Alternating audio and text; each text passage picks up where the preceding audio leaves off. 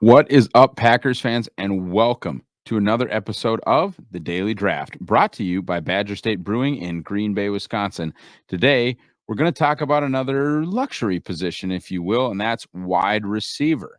Are the Packers interested in adding yet another wideout after hitting on Jaden Reed and Dontavion Wicks a year ago? I'm not so sure. And we're going to talk about kind of a line where the Packers would have to feel like, or where I think they should have to feel like they need to get over with a, addition to that room. It is the Bo Melton and Malik Heath line. You have to release one of those two players, if not both, to add this fifth receiver. So this fifth receiver, because Dobbs, Watson, Reed, Wicks, not going anywhere. So this receiver that you take has got to clear the Melton Heath line, or I don't want him because he's going to end up getting released or on the practice squad or, some other such nonsense. And I just wouldn't use, elite draft capital to do something like that. I feel like that would be wasteful. Anyway, that prospect today, Xavier Legette from South Carolina. Interesting. Now, I have, kind of some of my own opinions about some of the stuff that Michael Lombardi says. But one thing that he said a long, long time ago on a podcast with Bill Simmons that I actually agree with is that you build a wide receiver room kind of like a basketball team. And, you got your point guards, which would be like your slot receivers. You got your wings, which would be like your Devontae Adams guys, your Devontae Wicks guys, your 6'1" guys. And then you got your power forwards. Right now, I don't think the Packers have a power forward, and Xavier Legette might have maybe been that, but then he weighed in at the Senior Bowl, and he's definitely not. We'll get into that in a little bit, but in general, I agree. I mean, Legette, especially being listed at like 6'3", 230 or 6'3", 2.25, is something the Packers don't have. Like Watson's big, right? But he's thin. He's thin-ish. He's not a bully. He did a much better job on contested catches in the second half of the year and was actually really, really good, like league-wide elite good at contested catches as a rookie, but struggled with that early in the season. Packers fans were rough on him and is just, inconsistent, I would say, as a true ball winner, and frankly, not the best way of using him, in my opinion, either, is this jump ball stuff. So, in search of the kind of the one thing, and by the way, Musgrave can be this, but if we're really just talking about the wide receiver room, what are we talking about as what could be added? What would be different? What could this basketball? And I don't think you necessarily need to do the basketball thing, but if your wide receiver group, like I don't understand Washington's, right? Why Curtis Samuel and Terry McLaurin and Jahan Dotson? Why all of them together? That makes no sense to me. The Panthers kind of built like this group of giants when Cam Newton is a Kelvin Benjamin. There's a couple other guys that were just massive, right? Funchess, like, why do that? I do think the diversity of how guys win is important. Now, if you give me 5 Devontae Adams, I'll take it, right? I think even if you give me 5 Christian Watsons, I'll take it. That would just be, fun. But, diversity in like how guys win, I think is important in the way that you build a wide receiver room. With that said, I'm just not sure Xavier Legette is it. And we'll get into kind of why and how I've sort of changed my tune on him as I've gone through my process. And then even in the Senior Bowl, it's like it's something as silly as being 2 inches shorter than what your college, said. Does that change what's on film? No, but it does change the projection. It changes how you think a guy like that might win at the next level. And being 6'3" is better than being 6'1". Sorry, bigger, stronger, faster. We've talked about that almost ad nauseum on the Daily Draft. Bigger, faster, stronger is better. There are exceptions, but in general, bigger, faster, stronger is better. He's got a thick build. There's no way around that. And frankly, to come in just a couple pounds light of where South Carolina listed him, but then 2 full inches shorter would tell you he's even thicker than he looks on tape. I mean, he has a running backs build at wide receiver, which is not necessarily a negative thing. And that's why it's in my pros column. Like, he's a big dude for the way he moves. Extremely productive in 2023. Yards, catches, touchdowns in the SEC. That's a real conference. He's winning against real defensive backs. And I think you have to be impressed with what just strictly, and again, we don't want to be the box score scouts, right? That's not us. We're going to actually watch the film, but you just look at a box score and you have to be impressed with what Legette put down with 71 catches, almost 1,300 yards and 7 touchdowns in the SEC. That has to be recognized. Okay. That has to be something that we are impressed with. He's fun as a yak player, not necessarily a make you move guy, but kind of like a bowling ball full of knives headed, down the field at 225 or whatever he is. That's not something a cornerback wants to come up and tackle. Okay, it's not something that, and obviously he wins. He wins as a wide receiver, which is, for a 225-pound guy, that's unique. A lot of really really good receivers in this league are 205, and that's kind of where the Packers like what they wanted, like that 6'1", 205, 6'1", 210. This guy's big. Okay, Xavier Legette is big. He had a top 15 PFF receiving grade in college football among players with at least 75 targets. So productive down in and down out. We say take the Pro Football Focus grades with a grain of salt, value them kind of however you think they should be valued. But the number one thing that I've said show in and show out here on the Daily Draft about PFF is they grade every single play, and they do it at least twice. And so what that says to me is if you have a really high PFF grade, the one thing that I can probably count on you for is some consistency in and out of your game, right? Because if somebody's going to grade all 67 times that you're on the field, and then you end up, because guys, there's three or four basically almost starting receivers. We'll call it for sure 3 starting receivers in college ball. And there's 137 teams. I don't know, something like that. You can do the math. Like being 15th is elite. Okay. And again, does it mean he's the 15th best receiver in all of college football? I don't know. But to me, it does show you, very serious consistency. And that's important. A good deep ball player, by the way. Like he catches the ball well in the intermediate, which would be like the 10 to 19 yard and then 20 plus. He's good. I mean, he has been effective for a guy that I'm not sure is necessarily going to run in the 4.3s. And again, a guy with like a thick build, you would assume it's like you look at Xavier Legette, you can't, okay, I'm going to throw him screens, I'm going to throw him slants, right? Almost like a DK Metcalf, but without the go ball. He does kind of have the go ball. Now, I have my questions as to whether or not Xavier Legette is going to test like a DK Metcalf. And of course, people talk about like DK's crazy bad 3-cone time, but I don't know if you can just run slants and goes and smokes with Xavier Legette. Again, I'm cautious with him. One thing I will say, he doesn't drop that ball. Does not drop the football. I've talked before about not caring that much about drops, right? Because Jordy Nelson dropped the ball, James Jones dropped the ball, Devontae Adams dropped the ball. Christian Watson seems to have overcome some drops. Like it's not this hex upon your career that many fans that get frustrated when they see a receiver drop a ball would have and as I've also mentioned, like the really really really good players will drop 4 balls in a season, and the really really bad drop guys will have like 9 or 10. So it's a difference of 6 plays, and I'm just not going to have that like make or break a prospect for me. Okay, I'm just not. And maybe those 6 plays are the difference in you losing 4 games. That'd be incredibly unlucky. But I'm just I'm more worried about like the 700 snaps these guys are playing as opposed to 6 plays.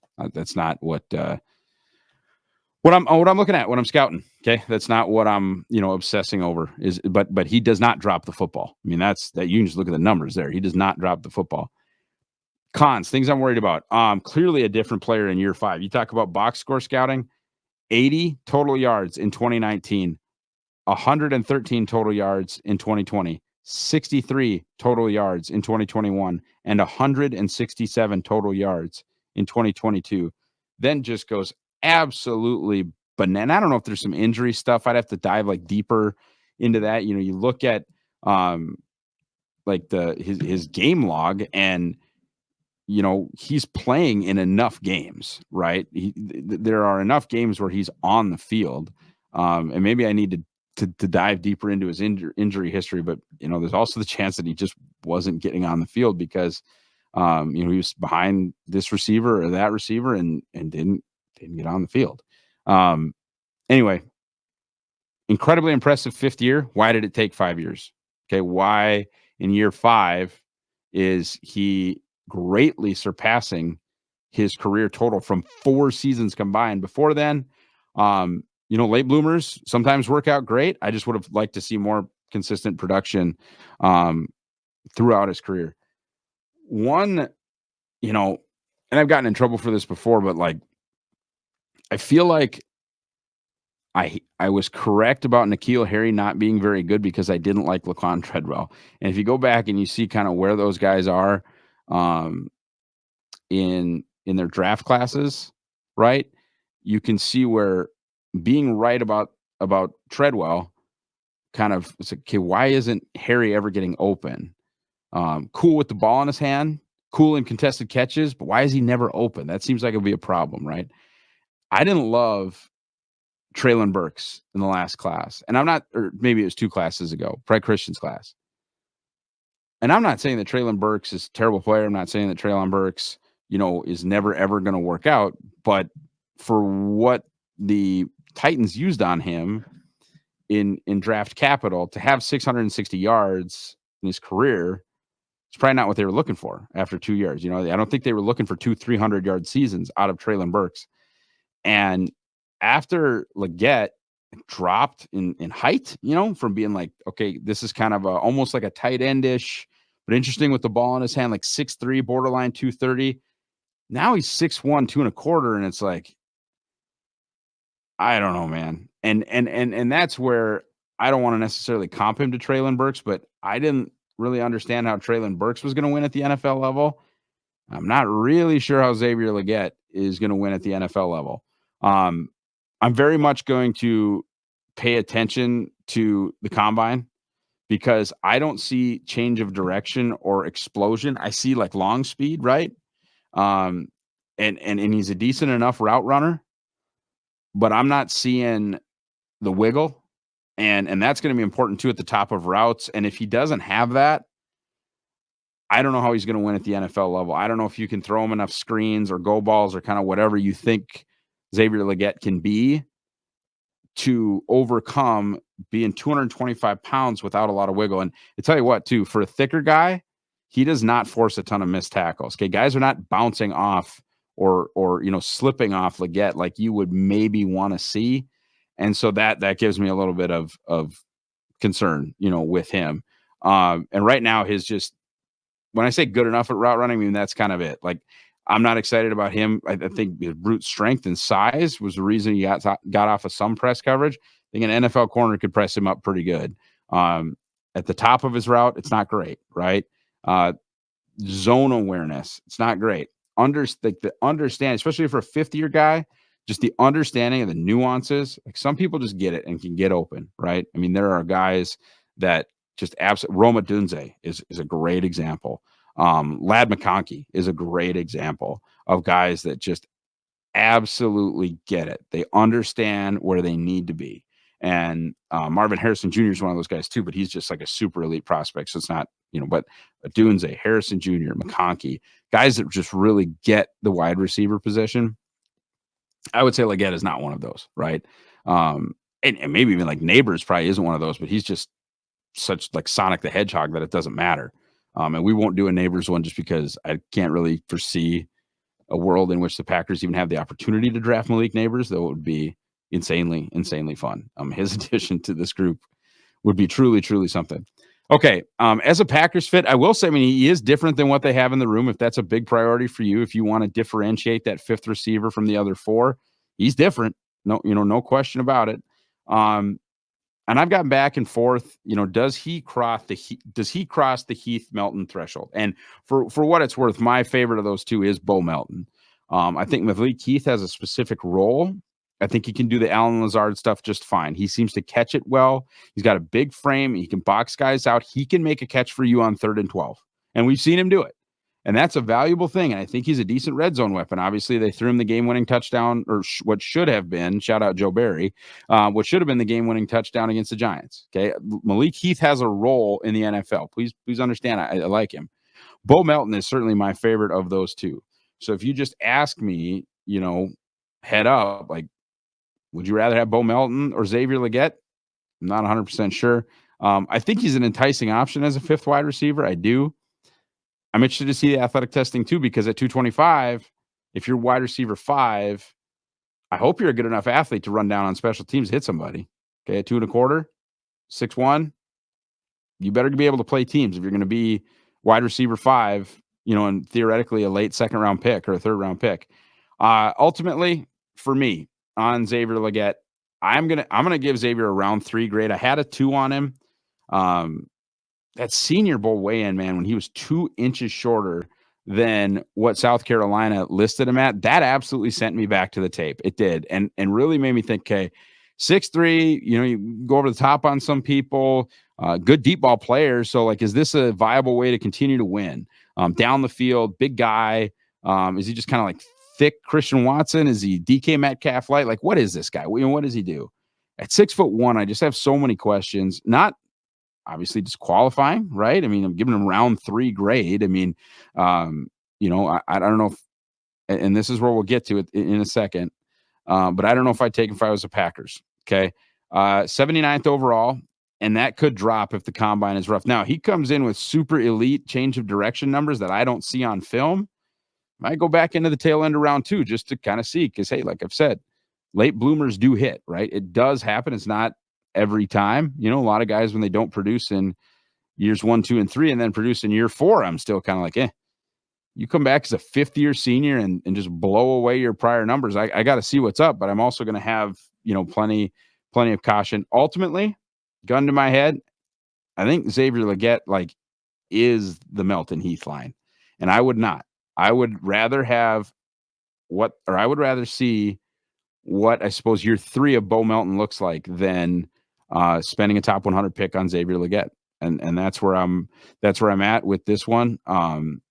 Very much going to pay attention to the combine, just because, like I said, if I see like elite change of direction numbers, I don't know if I'll turn the tape on again, because I'm like 10 or 11 games into Legette now. They're all from 2023, because what are you going to go back and look at? Like I said, what are those production totals from 2022 and 2021? And I don't want to see what he can't do. I want to see what he can do, right? That's the scouting part of it, is what can he do? Anyway, that's it on Xavier Legette. And I know there are guys higher on him than me. I think, Pro Football Focus, and by the way, Trevor Sikkema does a great job. Really, like, he's very, very awesome at what he does, putting together their big board, being their top draft guy after Mike Renner left. I know he's pretty darn high on Legette. Yeah, 43 overall. I don't know what number wide receiver he is, but I mean, he's got him like where Green Bay would pick with the Jets pick. And I struggle with that. I'm not there with Trev on that. And I'm not calling Trev out. I know there are people that are higher on Legette than I am. So if you're pro Legette, if you're a Gamecock alum or something like that, go check out what they have to say. That's where I am. And I've done a lot of these. I wanted to have a little balance, right? A lot of these prospect primers have been my guys that I like for the Packers.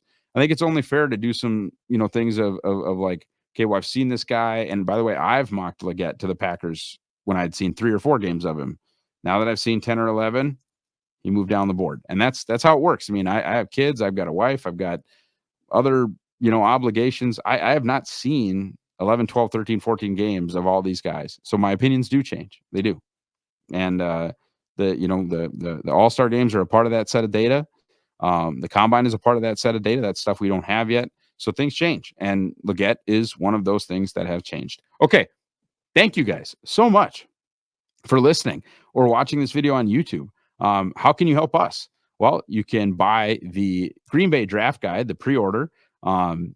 It's going to be hopefully in a link right here under this video in the description, or whatever podcast service. We should have a link for you. And by the way, there should be a promo code, DAILY, DAILY, as in the Daily Draft, for you guys to get 10% off. That'll be the best Packers specific draft guide you can buy. Jacob Morley's Packer People. I'm going to write some 1 or 2 features.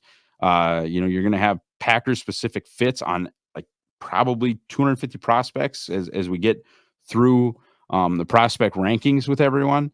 And it's just, I mean, you go back and look at last year's and specifically, and I know I give him credit every time. You go back and look at the work that Jake did and like the tier 1 fits and how many of the tier 1 fits became Green Bay Packers. If you want to understand who they're probably going to draft, our work is second to none. Okay. Other things, you can find me. I'm at Ross Uglem on X, on Twitter. And guys, do anything that you can to subscribe, do whatever you need to do to make sure you're getting the Pack a Day podcast every single day. Have a phenomenal rest of your day, folks, and go Pack Go.